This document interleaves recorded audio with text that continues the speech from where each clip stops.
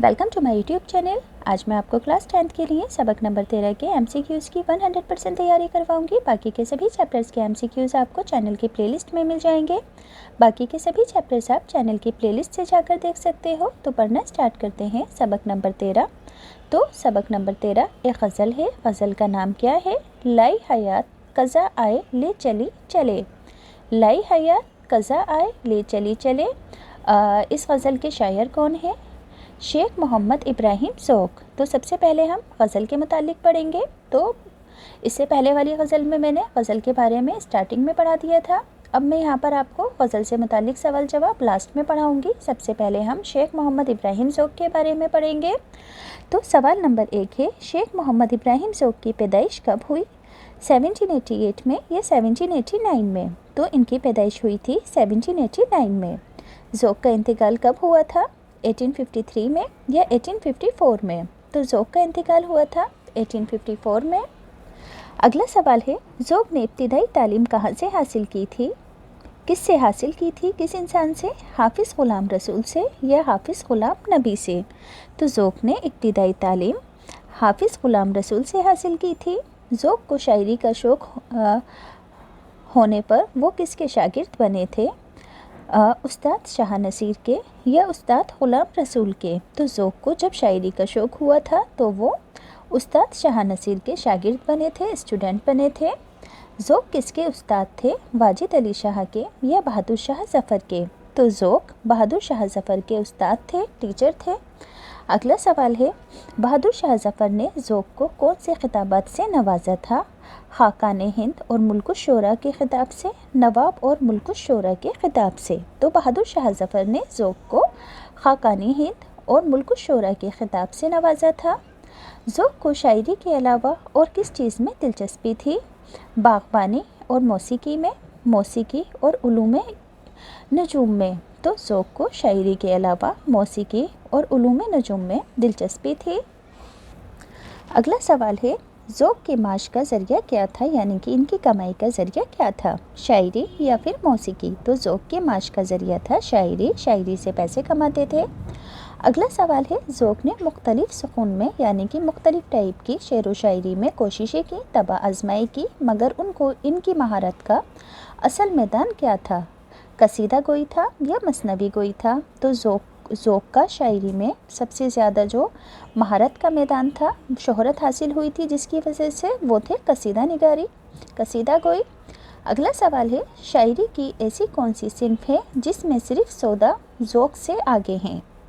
समझ में आया? सिर्फ़ सौदा ऐसे हैं जो कि ज़ौक़ से आगे हैं। इसके अलावा ज़ौक़ से शायरी की ऐसी कौन सी सिन्फ है जिसमें कोई भी आगे नहीं है? मसनवी या फिर कसीदा? तो आंसर होगा कसीदा। कसीदा निगारी के अंदर, कसीदा गोई के अंदर ज़ौक़ से आगे कौन है? सिर्फ़ सौदा है, इनके अलावा और कोई नहीं है। ज़ौक़ ही सबसे अच्छे कसीदे लिखते हैं सौदा के अलावा।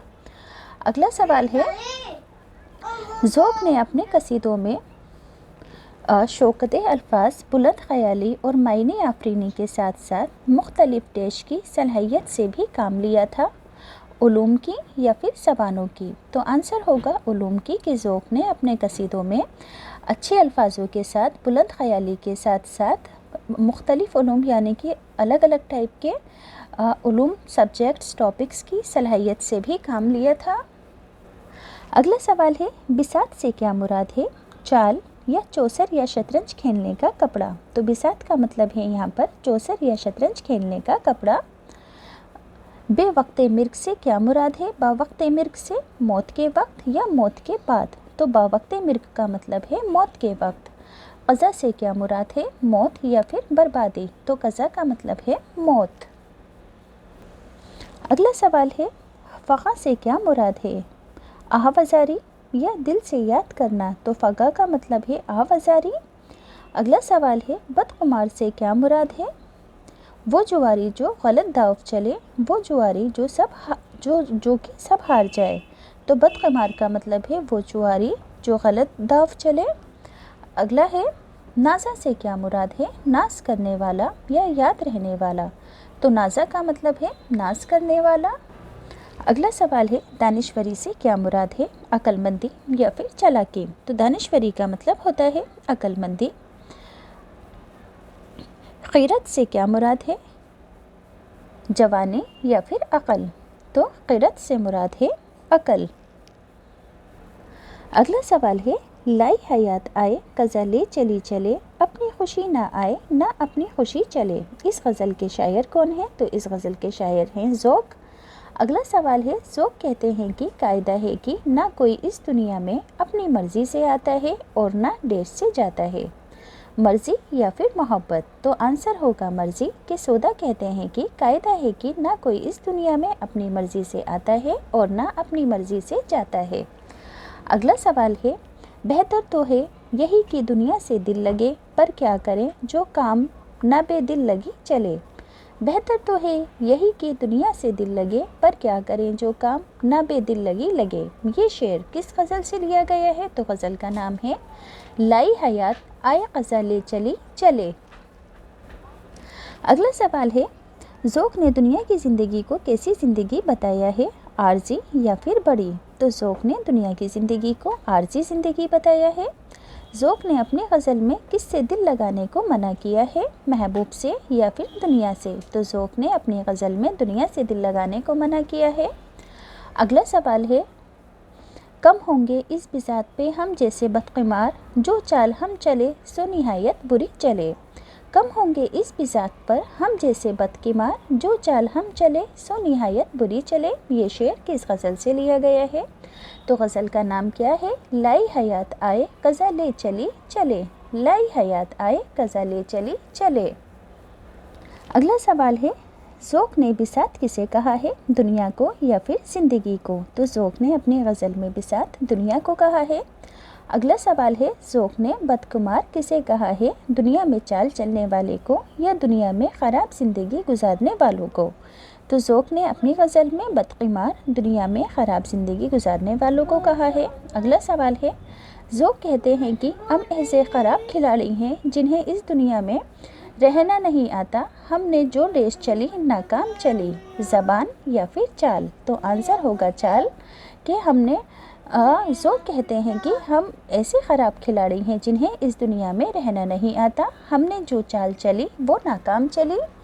अगला सवाल है, हो उम्रे ख़िज़्र भी तो कहेंगे बेवक्ते मिर्ग, हम क्या रहे यहाँ अभी आए अभी चले।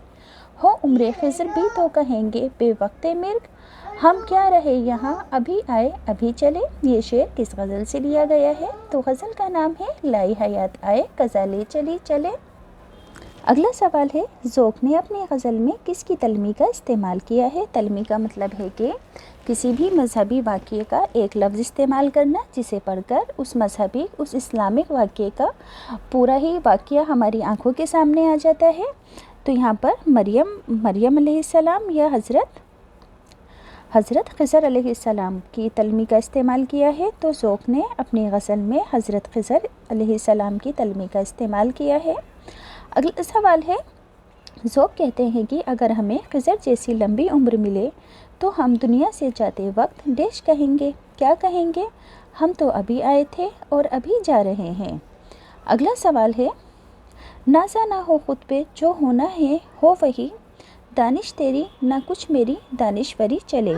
ये शेर किस गज़ल से लिया गया है? तो गज़ल का नाम है लाई हयात आए कज़ा ले चली चले।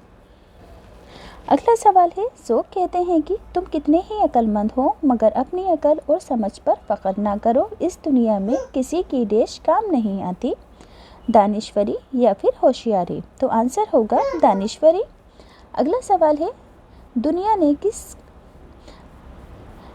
किसका राह फना में दिया है साथ, तुम भी चले चलो यूं ही जब तक चली चले। दुनिया ने किसका राह फना में दिया है साथ, तुम भी चले चलो यूं ही जब तक चले। तो ये शेर किस गज़ल से लिया गया है? लाई हयात आए कज़ा ले चली चले से।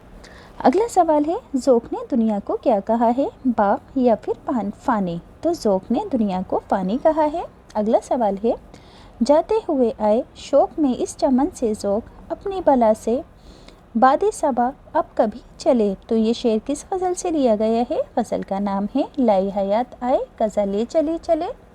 अगला सवाल है, ज़ौक़ कहते हैं कि हम दूसरी दुनिया के इश्क में इस चमन यानी कि दुनिया से जा रहे हैं, हमारी बला से अब देश कभी भी चले, बादे सबा या फिर हवा। तो बादे सबा आंसर होगा इसका। अब गज़ल किसे कहते हैं, इससे मुतालिक सवाल जवाब भी आपके एग्ज़ाम में आएंगे। तो सवाल नंबर 1, आम तौर पर गज़ल शायरी की वो सिंफ यानी कि प्रकार। तो आम तौर पर गज़ल शायरी का वो प्रकार मुराद ली जाती है जिसमें डैश से बातें की जाती हैं, औरतों या महबूब से या फिर आशिक से। तो आंसर होगा औरतों या महबूब से। याद रहेगा कि आमतौर पर गज़ल शायरी की वो सिंफ मुराद ली जाती है जिसमें औरतों या महबूब से बातें की जाती हैं।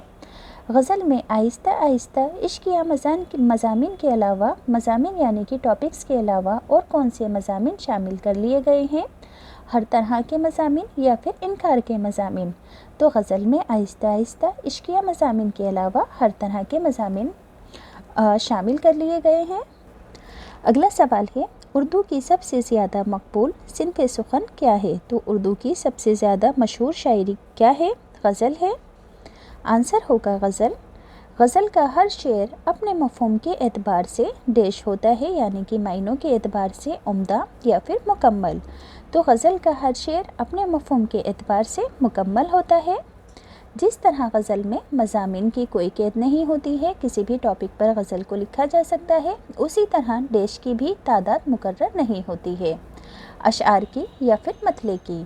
तो जिस तरह गज़ल में मज़ामीन की कैद नहीं होती है, इसी तरह अशआर की तादाद भी मुकर्रर नहीं होती है, कितने भी अशआर की गज़ल लिखी जा सकती है, शेरों की।